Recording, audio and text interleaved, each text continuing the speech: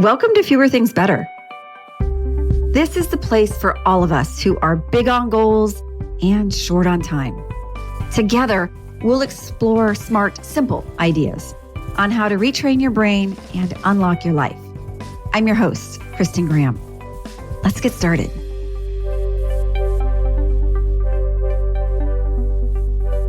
Hello, friends. Welcome back to our Time Matters series. Today, we're talking about something many of us feel but rarely name, that sense of always being behind. Now, as I was preparing for this episode, I kept thinking of an early 90s country song from the band Alabama that has this chorus.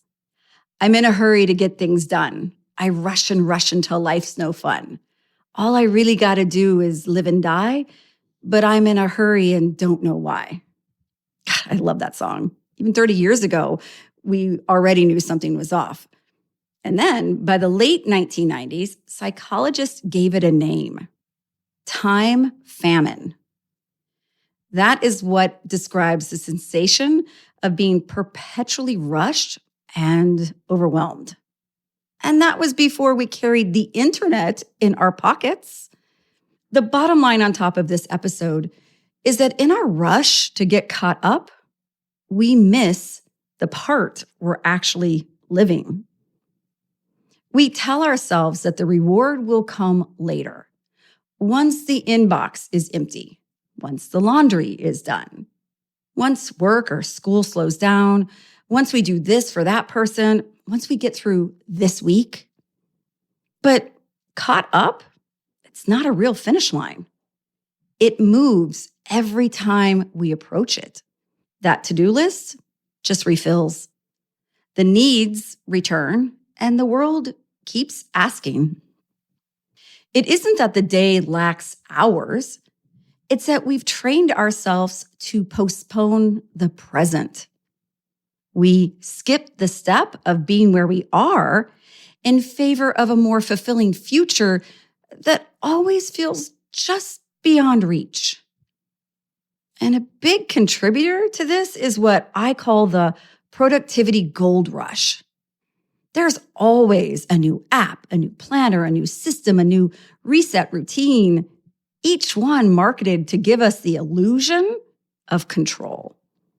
And there's a little dopamine boost each time we purchase something, add it to our cart. It feels like progress even before we get started. But it doesn't change the fact that tools cannot make time hackable.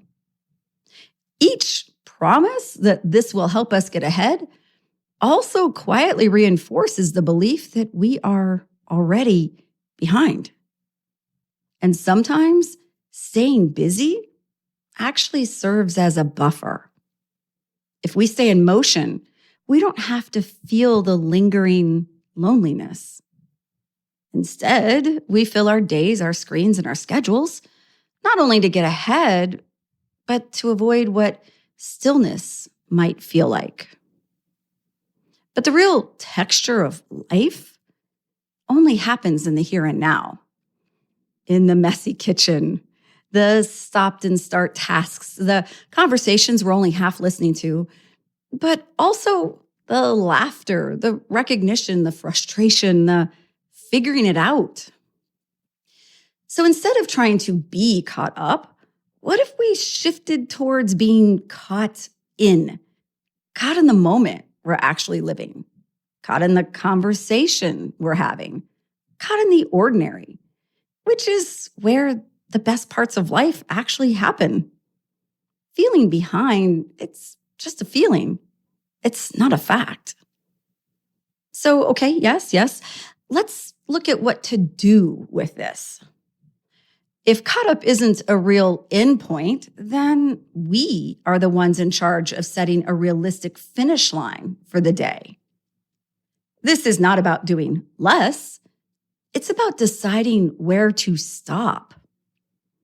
High achievers and overdoers don't burn out because they haven't hacked some system.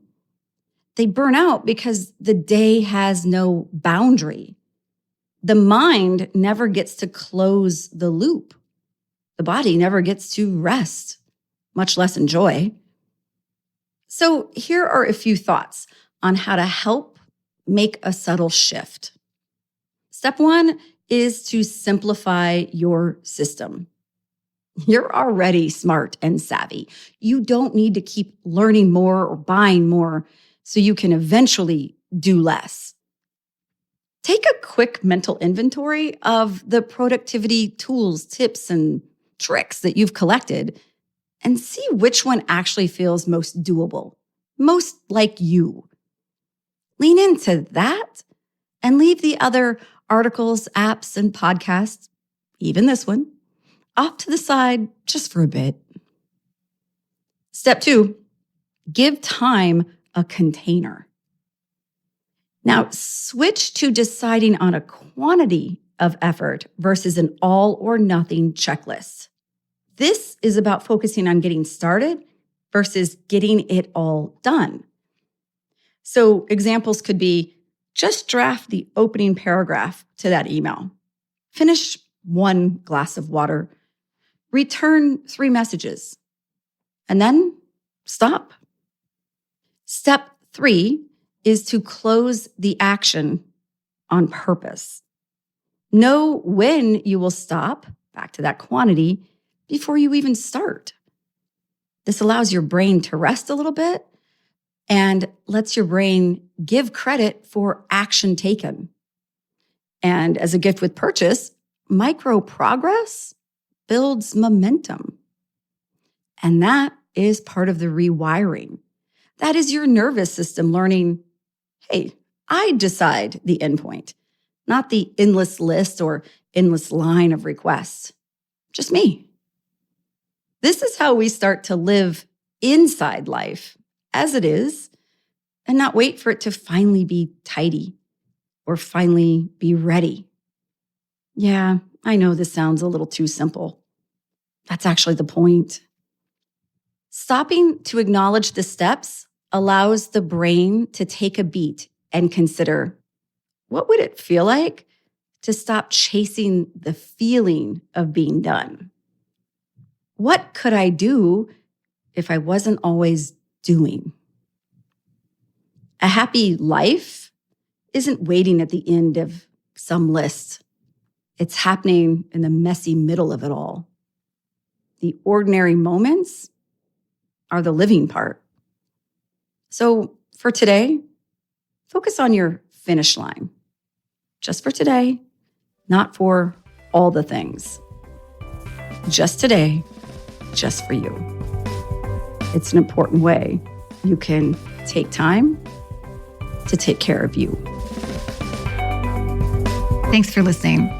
You can find a lot more like this by following me on LinkedIn or going to unlockthebrain.com and joining the mailing list. And if you found value in this podcast, please take a moment to rate or comment. Thanks so much. And now let's go do fewer things better.